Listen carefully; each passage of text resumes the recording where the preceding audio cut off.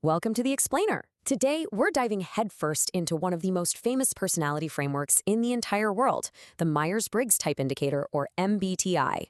We're going to take all that complex psychology and turn it into some really clear, structured insights. So think you know your personality type? I mean, you've probably taken a test at some point and been handed a four-letter acronym, right? Something like INTJ or ENFP. And maybe you proudly claim the title of architect or campaigner based on a quick online quiz. But do you really know your type? I'm going to go ahead and shatter that illusion right now. Those four letters that everyone talks about, they're really just a surface-level shortcut. Honestly, they're just the hood of the car. But today, we're going to pop that hood and look at the actual engine running underneath. Here's our roadmap for this explainer.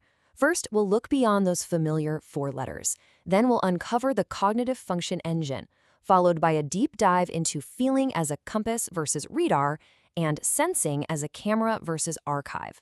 Finally, we'll wrap up with the science, the limits, and the actual utility of this whole system. All right, section 1, beyond the four letters. Let's start with the basics and dive into what's familiar before we really plunge into the deep end. So MBTI basically breaks our personality down into four main dimensions. First up, we have energy, extroversion versus introversion. And let's bust a huge myth right out of the gate here. Being an introvert doesn't mean you're shy, and being an extrovert doesn't automatically make you confident. It's literally just about where you get your energy. Do you recharge through solitude or social engagement? Then we've got information, sensing versus intuition. This is all about asking whether you trust concrete, tangible facts, or if your brain naturally hunts for abstract patterns and future possibilities. Next is decisions, thinking versus feeling. When you decide something, do you lean on objective logic or do you prioritize human impact and harmony?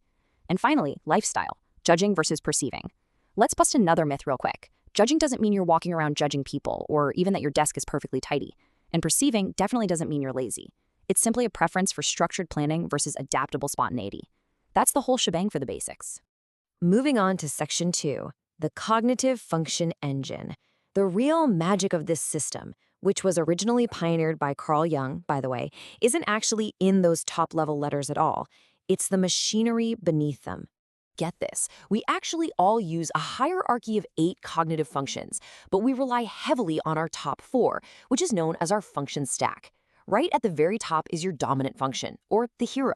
This is what you do automatically, literally without even trying. It's your absolute default mode in the world. Second in line is the parent function. This one steps in to support, ground, and balance out that hero. Third is the child, which is this relaxed, kind of playful state that we often tap into just to recharge. And at the very bottom of the stack is your inferior function, the aspirational trait. Now, what's fascinating about this one is how it shows up in real life. Under normal conditions, it's an aspirational trait that we frankly struggle to use consistently. But under extreme stress, oh boy, it completely takes over in what's called an unhealthy stress grip. Just to put that into perspective, imagine a normally highly organized, structured person suddenly losing all control, becoming reckless, and maybe binge eating or overspending. Or the exact opposite, a totally spontaneous, go-with-the-flow person suddenly getting obsessively and rigidly fixated on minor details and past mistakes. It literally flips their personality upside down. Okay, section 3, feeling, compass versus radar. Let's actually see how these cognitive functions operate in the real world by looking at how differently we make value judgments. Now, here's something a lot of people get totally wrong. They hear the word feeling and instantly think, oh, that means being overly emotional or illogical. But in Jungian psychology, thinking and feeling are both highly rational decision-making systems. Feeling is simply asking 2 fundamental questions. What is valuable and what is right? But, and this is a big but, introverted feeling, which we call FI, and extroverted feeling, or FE, answer those exact questions in completely opposite ways. Think of introverted feeling, or FI, as a built-in internal compass. It looks inward and asks, does this align with my personal moral code? Can I actually sleep at night with this choice? It values pure authenticity above almost anything else. Even if the entire group completely disagrees with them, an FI user will stand alone if it means staying true to their core. Extroverted feeling, FE, is exactly the opposite. It acts like a social radar. It's continuously scanning the room, asking, what do we need to feel connected? How is this decision going to affect the emotional harmony of the group? They prioritize collective well-being and shared values way over standing out. Let's bring this to life with a real-world scenario. Imagine a friend comes to you crying. If you're an FI user, your internal compass instantly kicks in. You feel their pain internally because you access your own deep memories of feeling that exact same way. Your empathy is highly personal and super profound. But if you're an FE user, your social radar immediately lights up. You reach out to physically comfort them, you mirror their facial expressions, and you actively try to restore the peace and energy in the room. The FI user is holding space for the emotion, while the FE user is actively trying to heal the environment. The key takeaway here is absolutely crucial. The biggest misunderstanding out there is this idea that Phi cares more about authenticity and Phi is just about fake people-pleasing. That is simply not true. Both care deeply. A healthy Phi brings integrity and moral courage to the world, while a healthy Phi brings connection, warmth, and cohesion. Neither is better. They're just different. Moving right along to Section 4, Sensing, Camera versus Archive. We've talked about values, so now let's explore our next major split, how we actually perceive reality itself. A lot of folks hear this sensing trait and assume it just means being practical or really detail-oriented. Well, let's dispel that myth right now. The real difference here is where that sensory information is actually coming from. Are you pulling your data directly from the tangible world right in front of your face, or are you pulling it from a massive internal memory bank? Think of extroverted sensing, or C, as a live camera. It captures reality exactly as it is right this second, in full, high-definition color and motion. It immediately notices the new painting on the wall, a sudden shift in someone's tone of voice, or a fast-moving object. Introverted sensing, or Psi, operates entirely differently. It's an archive library. An SI user walks into a room and instantly compares the present moment to a meticulously stored library of past experiences. They immediately notice that the room is colder than it was last Tuesday, or they instantly recall that a specific method completely failed 3 years ago under similar conditions. Picture this. You're on a road trip, and Psi user looks out the window, sees a spectacular mountain, and instantly wants to improvise. They're thrilled by the sheer visual impact of the moment. They want to pull over right now and just explore because they are constantly stimulated by their present environment. The SI user, well, they look out the window and see the exact same mountain, but they immediately reference their internal archive. Rather than jumping out of the car, they check the dashboard, they recall the exact fuel efficiency from their last long drive, and they mentally reference the timeline they built based on past successful vacations. One is maximizing the present thrill. The other is ensuring the journey's success using proven past data. And it is vital to remember that C users aren't just a bunch of reckless thrill seekers, and SI users aren't just boring traditionalists.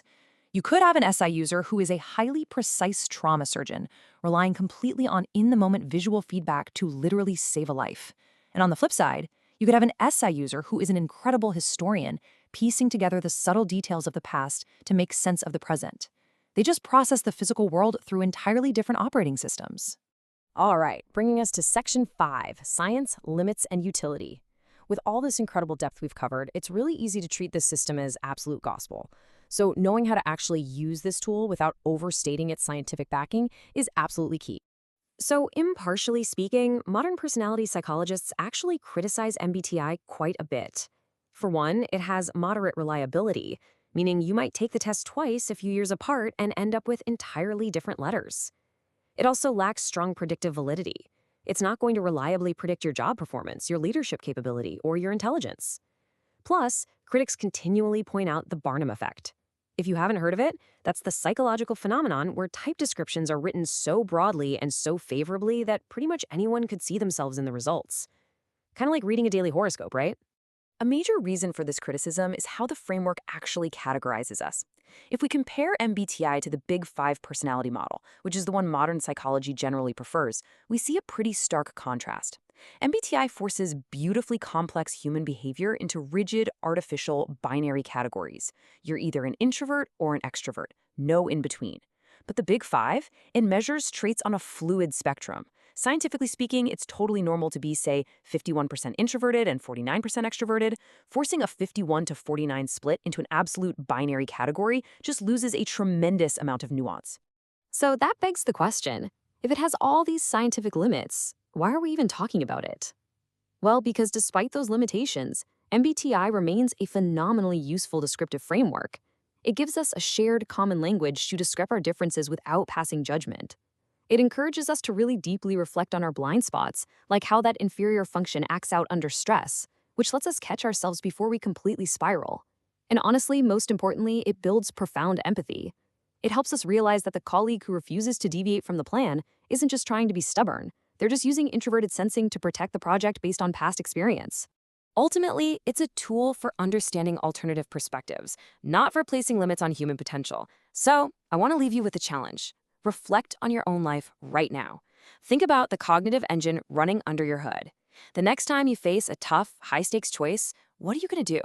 Will you read the crowd's energy to maintain harmony, or will you check your own internal compass to find your truth? Thank you so much for joining me on this explainer, and I'll see you next time.